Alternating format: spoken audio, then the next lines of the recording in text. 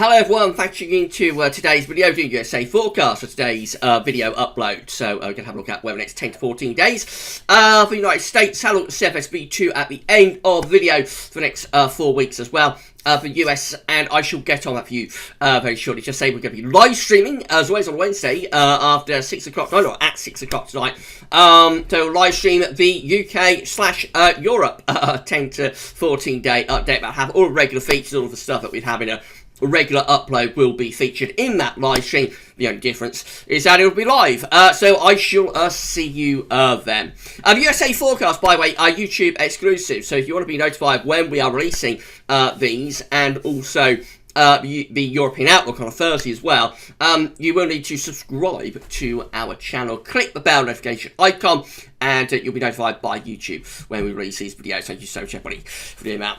Right, we're going to start off with the upper air temperatures. We still can't show you the 500 millibar height anomaly flowcharts from Penn State University. I don't know what's happened to them. They haven't been accessible. Well, they are accessible. They haven't been working properly since the New Year, so I don't know what's happened there. But we have got the GFS upper air temperature and precipitation ensembles. Looking at Los Angeles today, LA, on the Pacific coast. Now, realise a 30-year upper air temperature average for LA. You can see that we're starting off pretty cold actually at the moment. It's relatively cold on the western coast of America, on the west side of America. Pretty cold. And it's going to stay cold actually over the next few days as well. Going to get a little bit milder there through the early part of next week before temperatures get cold again later on next week. Generally quite a cold outlook for like Los Angeles, and it could be indicative of much of the west, I think. Certainly in the next week it's looking pretty cold, and even beyond that, like from the first week and second week of February,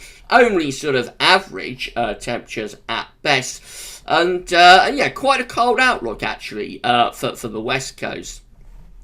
Precipitation-wise, as you'd expect, there is going to be a reasonable amount of dry weather to come. However, we have got one really massive precipitation spike there over the weekend. Going to get very, very wet for Los Angeles over the weekend. Then it will go dry really after that through the next sort of next week or so. A few precipitation spikes there around the 4th and again around the 10th, but a lot of dry weather.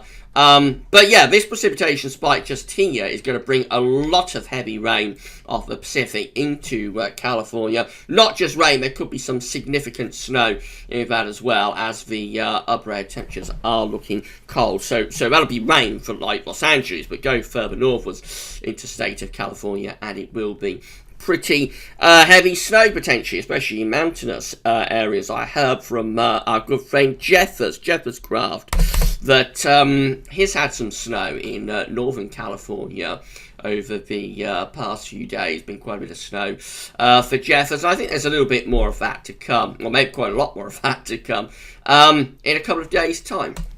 These are the GFS upper air temperature and precipitation ensembles. No, they're not. These are the GFS. This is the temperature anomaly. What am I talking about? This is the temperature anomaly for the United States for the next week, taking us from the 27th of January to the 4th of February. Three-way split, really. Cold and average in the west, milder than average through the central states just here, and then colder than average again as we go over into the east.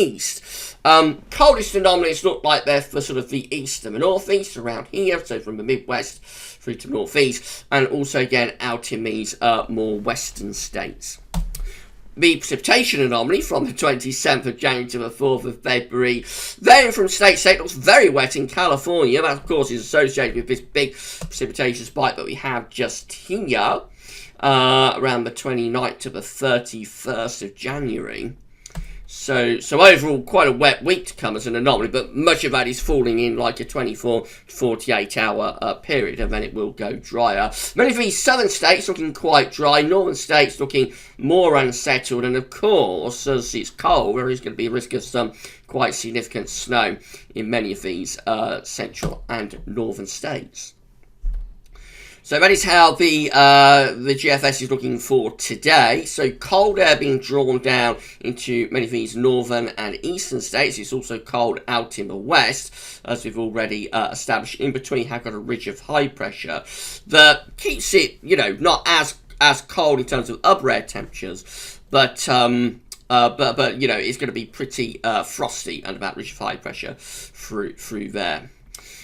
So big cold pool seen across the northern part of the state and down into the Midwest. It's milder down in the southern and southeastern states today. And what happens into tomorrow is that cold air, you know, the very cold upper air temperatures will be shifted over towards the east with these northerly winds. There will be a lot of snow coming in with those northerly winds as well. Ridge of high pressure building through the west of the Midwest, and then lower pressure beginning to develop and move in from off the Pacific onto that western side. Upper air temperatures show that the very cold upper air temperatures are being moved eastwards through into tomorrow. Even the southern states look a little bit chilly, really, compared to average. Out in the west, not as cold as it has been with the upper air temperatures, but pretty quite chilly for the time of the year. Friday, we're drawing down a very cold northerly wind into these eastern and northeastern states. A bit of a northerly blast coming through there, again bringing lots of snow into the east and into the northeast. Ridge of high pressure building through the Midwest, and then more unsettled out in the west with this area of low pressure just here. Into Saturday, again we find that the wind stays in from the north in the far east and northeast. This ridge is building over the cold air. It will be very snow covered, of course, by this point. This ridge builds over the cold air into eastern and midwestern parts of America. It will be bitterly cold and an area of high pressure. This next area of low pressure moving in from the west, bringing heavy rain to southern states, turning to snow as it engages with the cold air in the Midwest. When a ridge starting to build in behind that area of low pressure, ridge starting to build in from the Pacific into that western side. Sunday, again, low pressure will be transferring eastwards. This will get rid of the coldness of the upper air temperatures, but it will bring potentially quite a lot of rain to the southern states and maybe freezing rain and or snow further north through these eastern and midwestern states. Out in the west, it does look a little bit drier under that area of high pressure.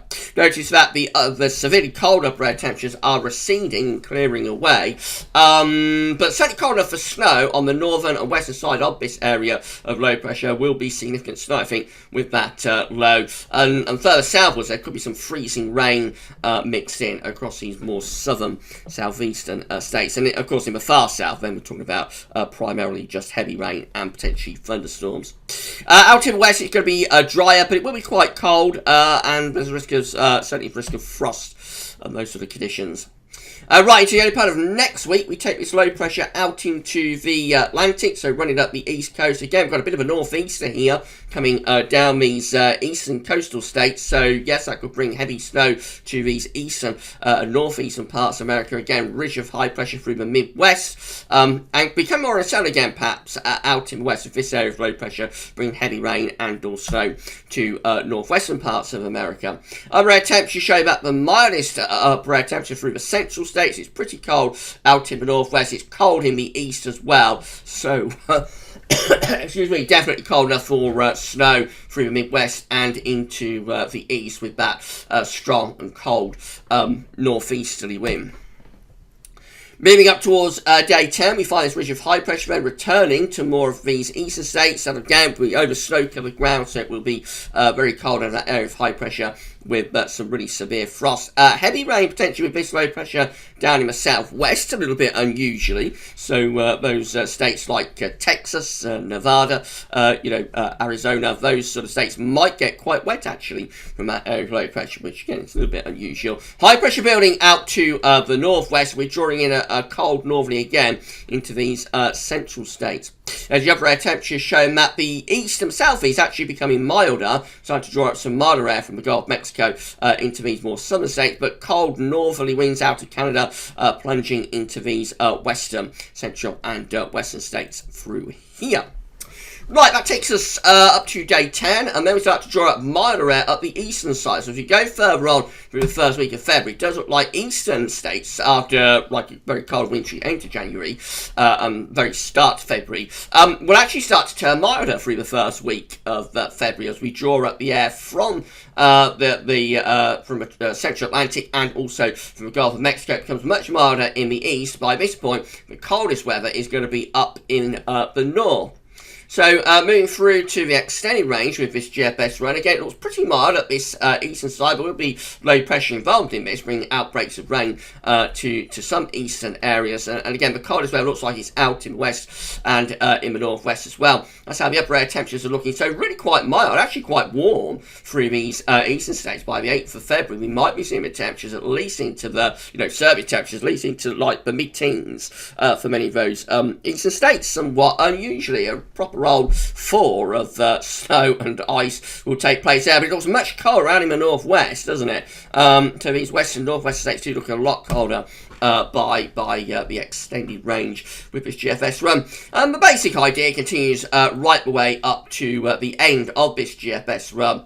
So again, we see the coldest weather is in the far north and potentially northwest. The mildest, warmest weather is through the east and the southeast as we get to the end of the GFS run by the 12th of February. So those in the east and the northeast and midwest, it's going to be very cold, wintry to end January and for the very start of February, but then we might actually get some very mild weather developing and a real thaw of snow and maybe in quite warmish conditions through some of these eastern parts of America with wind up from the south. Wouldn't rule out sort of mid to upper teens Celsius type temperatures there if the GFS is right. Notice very cold air is lurking over Canada. That could plunge south into the states at any point, of course, but definitely looks like early sort of first half February could become remarkably mild in the east and the midwest of the states.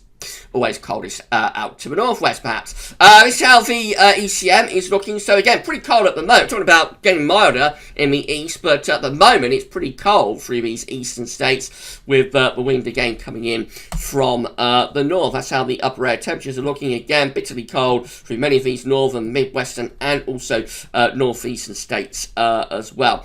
Heading on into Friday, again, proper northerly being drawn down the eastern side of the states on Friday, always mildest out in the west and in the southwest and through these southern states, but even here it's a little bit on the chilly side, but the coldest weather looks like it's in the east and the northeast with those northerly winds bringing a lot of snow potentially to midwest and also to the east and the northeast. High pressure then begins to build in from west as the upper air temperature for Saturday bitterly cold in the east and in the northeast, and this high pressure builds in over that very cold air, so severe frost. You'd probably lose the snow, but severe frost over the weekend, and then this area of low pressure starts to move in from the west through those central states, bring rain in the south, but also risk of a lot of heavy snow in the north. That low then pushes through in towards the eastern part of America. Let's go through the early part of next week. Bit of a northeaster here, setting down the east coast through the early part of next week. Could drive in a lot of snow to these eastern and northeastern states as well. Could be freezing rain further southwards, risk of high pressure building further westwards. So how the upper air temperatures look on Tuesday. So mildest with the upper air temperatures out in the west. That's probably involved with like frost and maybe fog. These sort of eastern states, not as cold as it will be over the weekend. We get rid of those severely cold upper air temperatures, but cold enough for snow, I think, through particularly those midwestern and northeastern states. Into the middle of next week, again, northeaster coming down the east coast of this area of low pressure in the Atlantic. That will bring more snow potentially to the east and to the northeast. And then eventually we get rid of that. We build high pressure in from the west. Another major area of low pressure, actually a bit of a winter storm there, developing by the end of next week. That pushing northeastwards. And this starting to pull in cold winds again into the midwest. However, these eastern states are milder with southerly winds drawing up the east coast. All the time out in the west, close out ridge of high pressure from the Pacific. It should be reasonably dry through there. That's how the upper air temperatures look with the ECM with Euro by day 10. Generally mild up the eastern side, but through these sort of midwestern states, or certainly west of midwest states, it looks quite a lot colder there with wind coming down from the north. Finally, 7V2, so these are 500 millibar hikes bringing down to meet periods. The first meet period takes us from the 26th of January to the 1st of February. The coming week will have low pressure out to the northwest. That will bring cold air into the west and to the northwest as well. A ridge then through the midwest extending down through the central states, and low pressure is again off the east coast. into week 2, which takes us from the 2nd to the 8th of February. This is how we're looking. A ridge then forming in the west and in the northwest. Otherwise, not a great deal to go on, really. So the Jets are probably doing something a little bit like that, however, in week 2. Week 3 is going to be the 9th to 15th of February. Again, with high pressure through these northern states. Otherwise, most parts of America don't have much of a signal. And then week 4 is going to be the 16th to the 22nd of February. Low pressure event in the east and the northeast, with projection probably digging southwards. That's looking rather sketchy, really, isn't it? There's a big ridge, of course, in the Pacific. But the CFS is looking rather sketchy, I have to say, in the next month. So not particularly good confidence, I don't think, in the outlook for America in the next 4 weeks. Temperature anomalies for week 1 look like that. So cold average in the west, of course, much above average in the southeast, and then varying from state to state, really. So the north looks a little bit milder, midwest looks colder, northeast area looks colder as well. So a lot of variation from area to area. More simple in week 2, which is the 2nd to the 8th of February. Cold down the west coast, but otherwise very mild through most parts of America, especially these eastern and northeastern midwestern states turn very mild through the first week of February. Week 3 is the 9th to 15th of February. Again, quite cold in the west. Otherwise, most central and eastern states are looking mild or potentially very mild. And then week 4 is 16th to 22nd of February. Becoming a bit colder through these midwestern and eastern states, perhaps. Mildest temperatures are down in the south and also in the far north. Still also a little bit chilly potentially down that western coast. Precipitation anomalies for week 1, 26th of January to 1st of February. So wet on the Pacific coast, of course, going to be very wet. Particularly focused around the 29th of January for California. Eastern states are also looking quite unsettled. The northeast looks drier and the southeast looks drier too. So again, a lot of variation from state to state. Week 2 is the 2nd to 8th of February, just generally quite unsettled, particularly for these northern eastern states, drier down in the south and also drier out in the west as well, potentially. Week 3 is the 9th to 15th of February, driest in the west and in the south and in the southeast, more unsettled through these central states perhaps. And then week 4 is the 16th to 22nd of February. By this point, getting very sketchy, I have to say. But maybe drier in the northeast, could be colder by then. Of course, dry through the Gulf and into Florida, and reasonably dry into California as well. So I think what the thing to focus on first of all is like the cold weather, of course, that we've got coming up for the rest of January into early February. There will be more snow around in places as well, and then potentially becoming very mild actually through the Midwest and through the East through like particularly the second week of February. I think end of the first week and second week of February could turn very mild in the East and in the Northeast too. Always a little bit colder out to west. Right, that's it for this week's USA forecast. We'll do it all over again next week. We'll be back at 6 o'clock with our live stream. So I shall see you live from 6. But for this one, that's all for now. And thanks for watching. Bye for now.